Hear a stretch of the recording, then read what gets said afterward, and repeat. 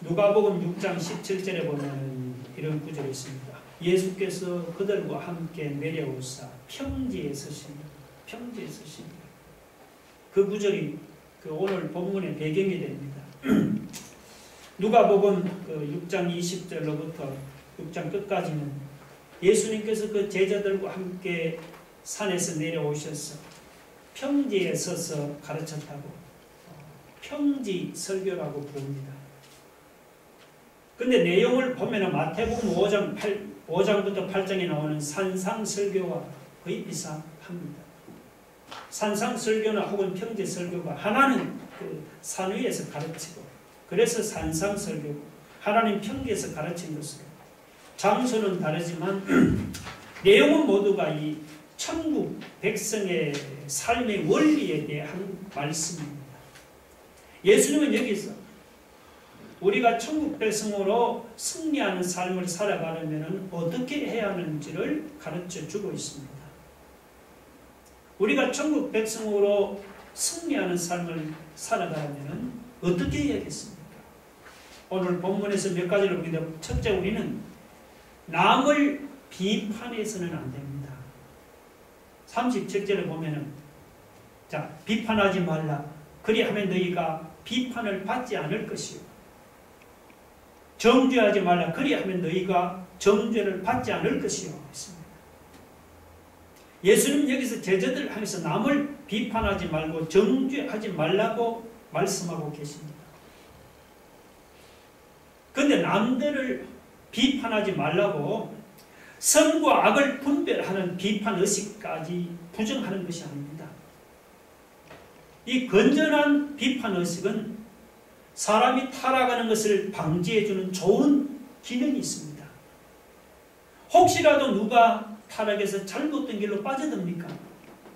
그러면 그 사람의 잘못을 지적해주고 바라줘주는 이런 건전한 비판 기능이 예수 믿는 신자라면 당연히 있어야 하는 거죠. 비판하지 말라고 남을 책망하는 것까지 금하는 것이 아닙니다. 만약에 우리가 잘못하면 하나님의 말씀은 어김없이 우리를 책망하잖아요.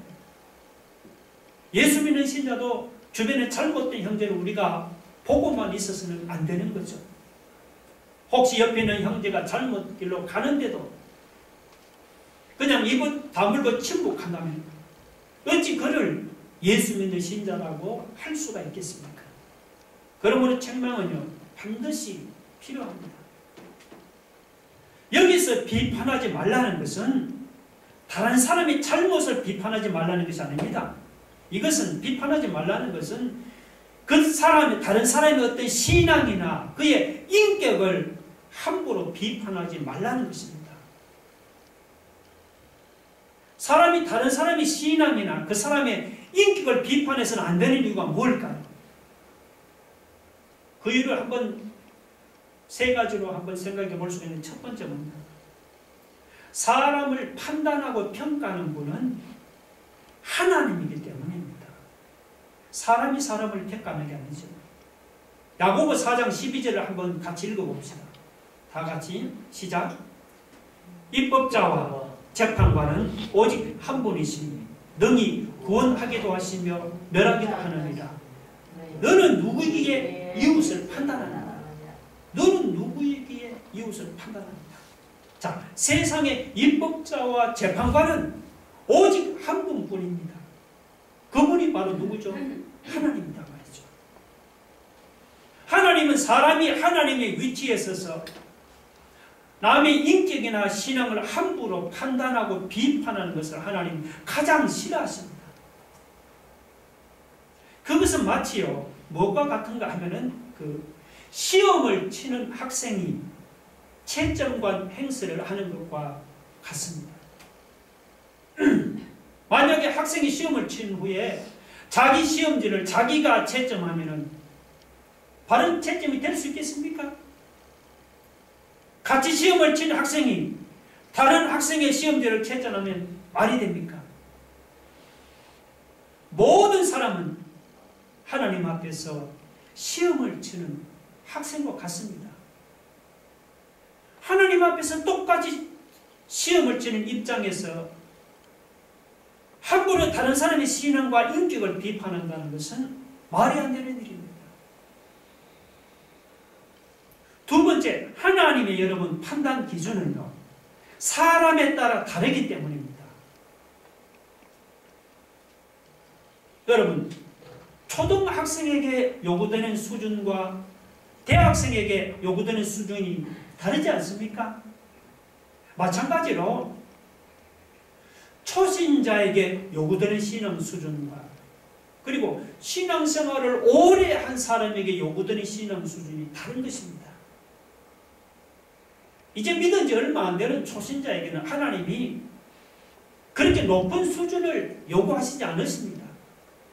반면에 저와 여러분같이 신앙생활을 오래 한 사람에게는 하나님이 높은 수준을 요구하십니다. 그런데 신앙생활을 오래 한 사람이 그것도 모르고 함부로 초신자들을 비난하면 되겠습니까? 하나님은 뭐라고 했죠? 많이 맡은 자에게 많은 것을 요구하신다 했잖아요. 신앙생활을 오래 한 사람은 초신자보다 훨씬 높은 수준을 하나님이 요구하십니다. 그러므로 우리는 함부로 초신자를 비난하기 전에 오래 믿어도 기껏 이 정도밖에 안 되는 우리 자신의 부족한 모습을 회개할 수 있기를 바랍니다. 그 다음 세 번째 하나는 사람의 인격이나 신앙은 여러분 그 사람과하고는 관계가 없습니다. 겉으로 봐서 저 사람이 돈이 많고 지위가 높다고 그의 신앙도 좋고 인격도 좋은 것이 아닙니다. 신앙이나 인격은 성령이 속 사람에게 역사에서 변하는 것이지 세상의 지위나 돈하고는 아무 상관이 없습니다. 실제로 주변을 보면 세상에 지위가 높고 돈이 많은 사람들 중에도 신앙이 엉망이고 인격이 형편없는 사람이 얼마나 많습니까? 반면에 비록 세상에 지위가 낮고 돈은 없는 사람들 중에도 성령의 감화와 은혜를 받아서 신앙이 깊어지고 인격이 훌륭한 사람이 얼마나 많습니까? 여러분 다시 한번 말씀드립니다. 사람의 인격이나 신앙이라는 것은 겉으로 드러나는 모습하고는 아무 관계가 없습니다. 돈이나 지위같이 겉으로 드러나는 외적인 조건을 보고 함부로 그 사람의 신앙과 인격이 좋으니 나쁘니다고 이렇게 비판하고 섣불리 판단하는 그런 일이 없기를 주의 이름으로 축원합니다.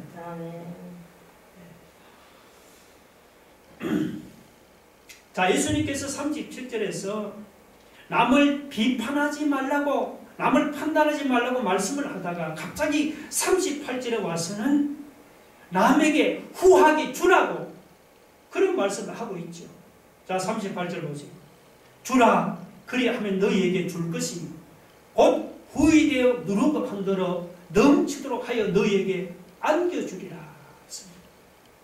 앞에서 예수님께서 남을 비판하지 말고 남을 판단하지 말라고 말씀을 하시다가 갑자기 38절에 와서는 후하게 주라고 말씀하는 이유가 뭘까요? 그 이유는 하나님의 판단 기준은 세상 사람들의 판단 기준하고 다르기 때문입니다.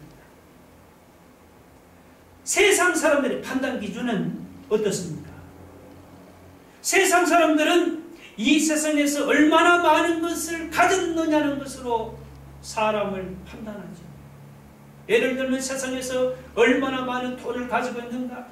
이 세상에서 얼마나 높은 지위를 가지고 있는가? 얼마나 좋은 집에서 살고 있는가? 얼마나 많이 배웠는가? 세상 사람 전부 다 이런 것들을 가지고 사람들을 판단하지 않습니다. 그래서 돈 많고 지위가 높고 가진 것이 많으면 대단한 사람이라고 높이지. 아니면 돈도 없고 지위도 없고 가진 것도 없으면 함부로 비판하고 판단합니다. 뭐 다른 나라를 예를 들 게 아니죠. 지금 우리나라의 현실이 그렇지 않습니까? 돈 있고 지위가 있으면 큰 소리 치고 돈 없고 지위가 없으면 사람 대접도 못 받는 것입니다. 우리나라의 현실이 그렇잖아요. 최근 우리나라에서 여러분 만든 그 오징어 게임이라는 영화가 지금 세계에서 넷플릭스에서 선풍을 일으키고 있습니다. 저는 뭔가에서 저도 시리즈를 처음부터 끝까지 다 한번 보았습니다. 그 영화를 보면은 돈 없는 사람은 빚에 쪼들리고 하다가 그 456억 원의 상금을 놓고는 자기 목숨을 걸고 게임을 하잖아요. 그런데 소위 VIP들은, 돈 있는 VIP들은 그 게임을 보고 즐기고 있잖아요. 그러면서 게임에 참가한 사람의 목숨까지 장기판에 그 말취급을 당하는 것을 보고 참 제가 많이 서글펐습니다. 야, 영화지만 지금 우리나라의 현실을 너무도 잘 보여주는 것 같았습니다. 솔직히 돈이 있으면 남의 목숨도 살 수 있는 세상, 모든 것을 돈으로 결정하고 돈으로 판단하는 세상이 지금 우리나라의 현실이잖아요. 그런데 하나님의 판단 기준은 세상의 판단 기준과 다릅니다. 하나님은 돈이 있느냐 없느냐, 지위가 높으냐 낮으냐, 많은 것을 가졌느냐 가지지 못했느냐, 이런 것들로 사람을 판단하지는 않으십니다. 그 38절의 의미가 그런 것입니다. 하나님은 우리가 가진 것을 어떻게 다른 사람을 도와주는가, 우리가 가진 것을 어떻게 다른 사람을 위해서 사용하고, 우리가 가진 것을 가지고 어떻게 다른 사람을 위해서 베푸는가, 우리가 가진 것을 가지고 어떻게 다른 사람을 사랑하고 어떻게 다른 사람들을 섬겼는가. 하나님은 이런 것들로 사람을 판단하십니다. 전혀 다르죠. 그러니까 우리가 아무것도 없이 남을 섬길 수는 없잖아요. 사람이 장사를 할 때도 뭡니까? 미천이 있어야 장사가 하지 않습니까? 마찬가지로 우리가 남들을 섬기고 그리고 남들을 위해서 좋은 일을 할 때도 미천이 있어야지. 예를 들면은 공부를 많이 한 것이 남을 섬기는데 미천이 될 수 있잖아요. 좋은 직장이나 혹은 높은 지위도 그걸 가지고 남을 도와주는데 좋은 미천이 될 수 있습니다. 근데 미천만 많이 가지고 있으면 무슨 소용이 있습니까? 하나님 앞에서는 여러분 미천이 아무 소용도 없어요. 하나님은 내가 가진 그 미천을 가지고 그걸 가지고 나를 판단하는 게 아닙니다. 너 미천을 얼마나 가지고 있느냐. 하나님은 내가 가지고 있는 미천을 가지고 그걸 가지고 나를 위해 쓴 게 아니고 얼마나 남을 도왔는가, 내가 가진 미천을 가지고 얼마나 남을 섬기고 남에게 베풀며 남을 사랑했느냐. 하나님은 이런 걸로 나를 판단하시는 겁니다. 사람이 열심히 공부해서 좋은 직장에 들어가고 높은 지위도 올라가고 또 열심히 일해서 여러분 돈도 많이 벌어야 합니다. 근데 하나님은 그 열심히 일해서 번 돈을 내가 움켜만 쥐고 있어서는 안 된다고 말씀합니다. 내가 열심히 노력해서든 좋은 직장이나 좋은 그 지위를 나만을 위해서 사용하고 나만을 위해 누려서는 안 된다고 그렇게 말씀하는 거예요. 그것은 남을 섬기고 남을 도와주라고 하나님께서 내게 주신 미천입니다. 보는 시각이 바뀌어야 합니다. 우리가 이 다음 하나님 앞에 설 때 정말 하나님의 마음에 너는 드는 사람이라 이렇게 판단받기를 원한다면 어떻게 해야겠습니까? 그러면은 내가 번 돈을 쌓아놓지 말고 내가 번 돈을 미천 삼아서 남에게 베풀어 주면서 살아야 하는 거예요. 내가 얻은 좋은 직장이나 내가 얻은 높은 지위를 나만을 위해 쓰지 말고 그걸 미천 삼아서 남을 섬기고 남을 도와주면서 살아야 하는 거예요. 이렇게 우리가 남에게 나누어주고 베풀어준다고 우리의 것이 없어지는 게 아니라고 예수님께서 이 38절에서 말씀하죠. 그 말씀입니다. 보세요. 주라 그리하면 없어지는 게 아니고 너희에게 줄 것이니 곧 후이되어 누르고 흔들어 넘치도록 너희에게 안겨주리라 했습니다. 하나님은 우리가 남에게 나누어 줄수록 하나님은 우리에게 후이되어 누르고 흔들어 넘치도록 안겨주십니다. 우리가 하나님 마음에 드는 사람으로 판단되기를 원한다면 내 것이라고 움켜쥐고 살지 마시고 남들에게 나누어주고 베풀어주며 살아갈 수 있기를 바랍니다. 우리가 이렇게 천국 백성으로 승리하는 삶을 살기를 원한다면 세상의 판단이 아니고 우리는 하나님의 판단을 따라서 살아야 합니다. 그러나 그것만으로는 부족합니다. 우리가 천국 백성으로 이 땅에 승리하는 삶을 살아가기를 원한다면 우리는 하나님의 말씀에 바른 인도를 받아 살아야 합니다. 자, 39절 한번 보세요. 또 비유로 말씀하시되 맹인이 맹인을 인도할 수 있느냐? 둘이 다 구덩이에 빠지지 아니하겠느냐? 예수님은 맹인이 맹인을 인도하면 둘이 다 구덩이에 빠진다고 말씀합니다. 그렇죠. 앞을 보지 못하는 지도자를 따라가면 다 같이 구덩이에 빠질 수밖에 없습니다.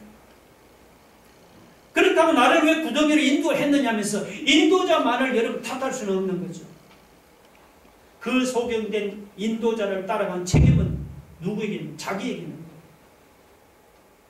그래서 우리는 어디서 무엇을 하든지 간에 우리는 바른 말씀의 가르침을 따라가는 것이 중요합니다.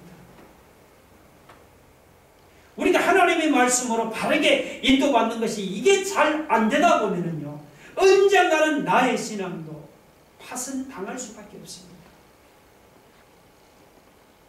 그런데 자, 이 바른 말씀의 인도를 따라간다고 어려움이 없는 것은 아니죠. 여러분 마태복음 14장에 보면요, 제자들이 예수님의 말씀에 순종해서 배를 타고 갈릴리호수를 건너갔어요. 자, 그러면 제자들이 예수님 말씀에 순종했다고 그 배가 그냥 순풍에 돛단 듯이 술술 잘 갔습니다. 그렇지 않아요. 우리 마태복음 14장 24절 한번 볼까요? 다 같이 한번 읽어봅시다. 마태복음 14장 24절 시작. 배가 이미 육지에서 수울이나 떠나서 바람이 거스름으로 물결로 말미암아 고난을 당하더라. 네. 제자들이 예수님의 말씀에 순종해서 배를 타고 가는데도 큰 풍랑을 만나서 고난을 당했습니다. 여러분, 우리가 바른 말씀을 따라 가는데도 어려움을 당할 수도 있습니다. 그런데 어려움을 당하되 우리가 중간에 포기하지 말고 끝까지 하나님의 그 바른 말씀을 붙잡고 나가면 어떻게 되겠습니까? 그러면 예수님께서 40절처럼 된다고 말이죠. 40절 읽어볼까요? 시작. 제자가 그 선생보다 높지 못하나 무릇 온전하게 된 자는 그 선생과 같으리라. 자, 이게 39절과 40절 이게 잠깐 보면 이 흐름이 잘 연결이 안 되는 것 같은데 잘 보면 연결이 됩니다. 우리가 어려움을 당하게도 끝까지 하나님의 말씀 붙들고 나가면 어떻게 된다는 거냐? 제자가 선생과 같이 된다는 것입니다. 제자가 여러분 선생 되시는 예수님보다 높아질 수 없는 것은 당연하잖아요. 그렇죠? 그런데 예수님 말씀은 부족한 제자들이라 끝까지 하나님의 말씀에 바른 인도를 계속해서 받다 보면은 나중에는 예수님의 선생들은 예수님의 수준같이 될 수 있다는 것입니다. 허물이 많은 제자들이 예수님의 수준같이 된다는 것이 여러분, 이게 놀랍지 않습니까? 어떻게 이런 일이 일어날 수가 있습니까? 그것은 비록 허물이 많은 제자가 우리가 바른 말씀으로 인도를 받으면서 우리가 계속해서 연단을 받다 보면 그렇게 될 수가 있는 것입니다. 그러므로 우리는 말씀대로 사는 것이 어렵다고 중간에 포기하지 맙시다. 허물 많은 사람이라도 우리가 끝까지 하나님의 말씀의 인도를 따라가면서 그 말씀을 통해 연단을 받다 보면 부족한 우리도 예수님의 수준까지 자라가는 그런 승리의 삶을 살아갈 줄로 믿으시기 바랍니다. 또한 우리가 천국 백성으로 승리하는 삶을 살기를 원한다면 우리 자신의 윗선을 경계해야 합니다. 자, 41절 보세요. 어찌하여 형제의 눈 속에 있는 티는 보고 내 눈 속에 있는 들보는 깨닫지 못하느냐. 들보 잘 알죠? 지붕 석가래 큰 나무지요. 반면에 티는 아주 작은 것 아니에요. 티는. 자, 이 41절은 사람이 자기의 큰 허물을 못 보고 남의 작은 허물만 보는 것을 책망하는 말씀입니다. 누가 그랬죠? 바리새인들이 그랬잖아요. 바리새인들은 어떻게 하면 자기들은 거룩하고 자기들은 옳고 그리고 자기들은 율법을 잘 지키지만 남들은 다 세상적이고 남들은 다 틀렸고 남들은 다 율법을 잘 지키지 않는다고 그렇게 생각을 했습니다. 예수님은 그런 바리새인들을 가르쳤어요. 당신들은 당신 눈 속에는 들보는 깨닫지 못하고 남의 눈 속에는 티만을 본다고 그렇게 책망을 했습니다. 42절은 아주 강하게 책망하죠. 거기 보면 이런 위선적인 바리새인들을 외식하는 자라고 했잖아요. 외식하는 자요. 여기 외식하는 자라 말은 이게 처음에는요 가면을 쓴 연극 배우를 가리키는 말로 쓰였습니다. 이 외식하는 자. 그런데 이게 후대에 와서는 뭐로 쓰이냐 하면 겉과 속이 다른 사람을 가르치게 되었습니다. 그러니까 자기 속에는 가득한 죄가 있는데 자기 속에 가득한 죄는 문제 삼지를 않고 남의 그 조금만하고 사소한 잘못을 문제 삼에 그게 잘했니 잘못했니 비판하고 정죄하는 그 바리새인들. 바로 어떤 사람이요? 겉과 속에 따른 위선적인 자들이고 그들이 바로 외식하는 자들이란 말이죠. 여러분 그렇다고 바리새인만 외식하는 자들이고 바리새인만 위선적입니까? 이런 모습이 우리에게는 없습니까? 우리에게는 이런 외식하는 이런 모습이 없습니까? 내 안에 있는 큰 죄는 보지 못하고 말이죠.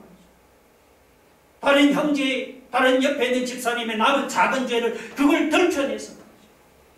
그걸 비판하는 그런 모습이 우리에게는 없습니까?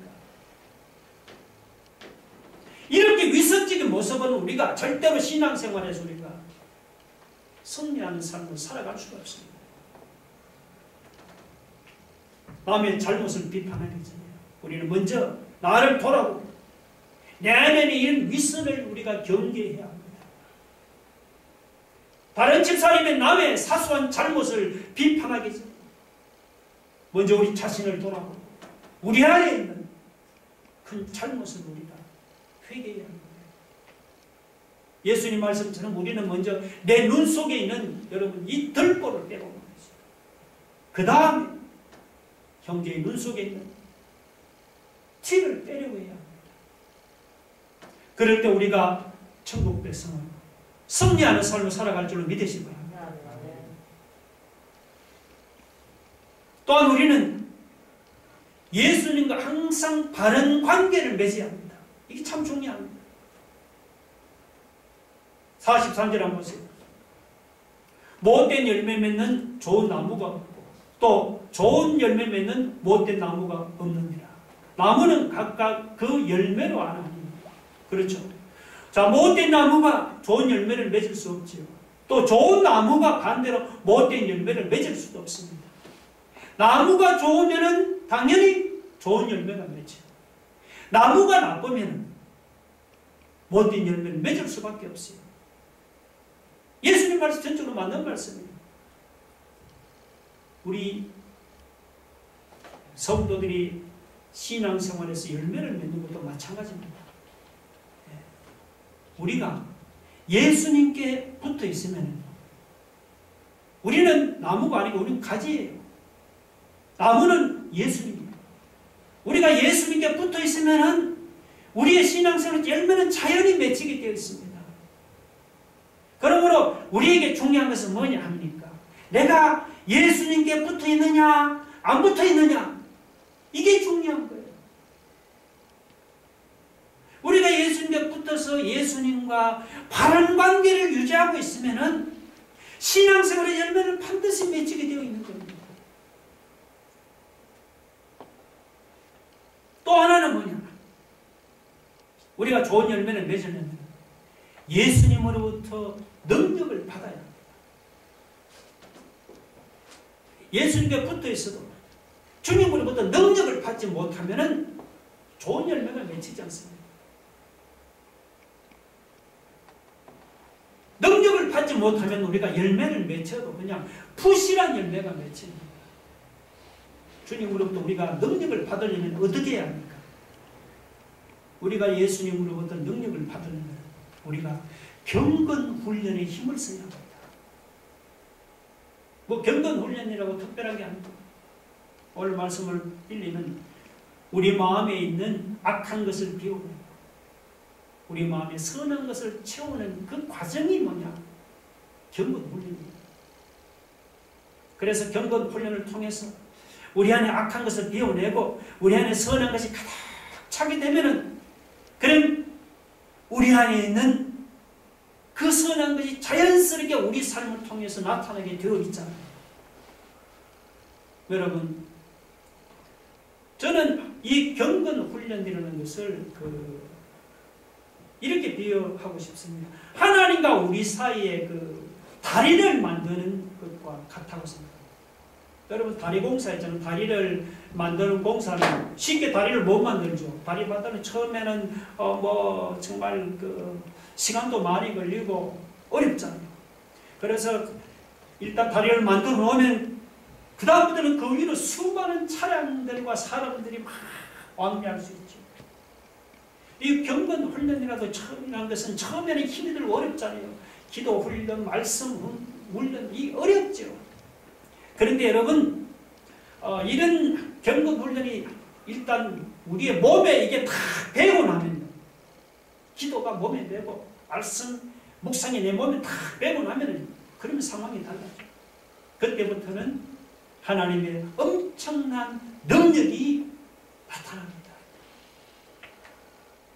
우리가 이 점을 명심해서 여러분, 힘들어도 매일매일 우리가 경건 훈련에 힘을 써야 합니다.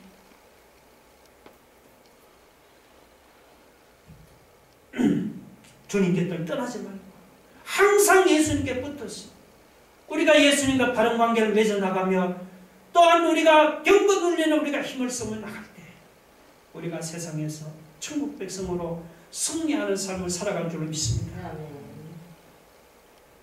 마지막으로 우리는 하나님의 말씀에 순종해야 합니다. 46절에 보세요. 너희는 나를 불러 주여 주여 하면서도 어찌하여 내가 말하는 것을 행하지 아니하느냐.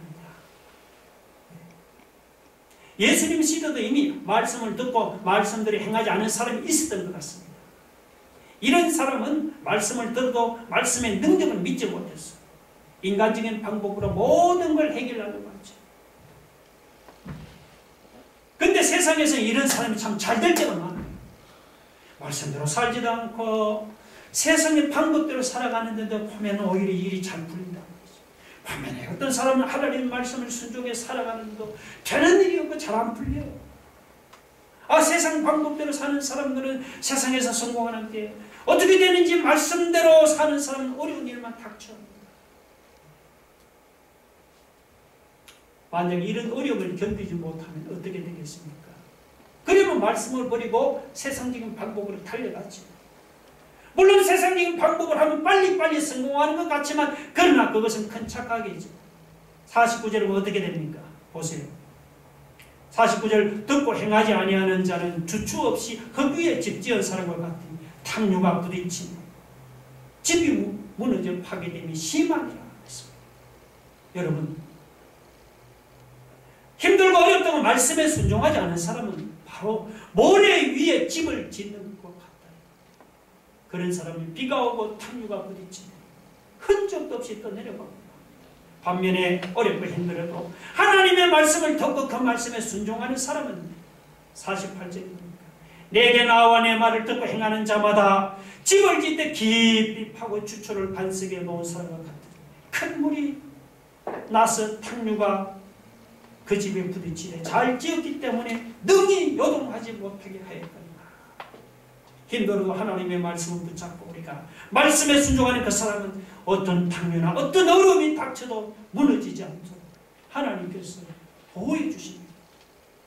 여러분, 우리가 당장 어렵고 힘들다고 우리가 세상의 방법대로 살아갈 것이 아니고 어렵고 힘들어 낙심하지 말고 우리가 끝까지 하나님의 말씀을 붙들고 말씀에 순종하는 삶을 나아가다 보면 지금은 어렵고 힘들지만 나중에는 우리 앞에 놀라운 하나님의 승리가 펼쳐질 줄로 믿으시 바랍니다.